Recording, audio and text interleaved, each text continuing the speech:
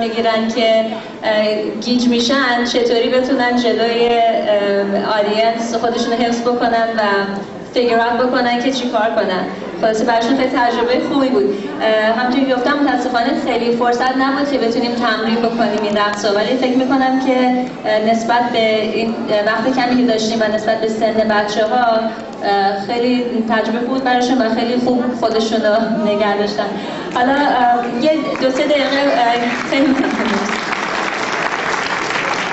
یه 2-3 دقیقه اگر فرصت بدین که چند تا از بچه‌ها باید لباسشون عوض بکنن برای رقص بعدی، رقص قاجار رو تا 2-3 دقیقه آینده اجرا خواهیم کرد.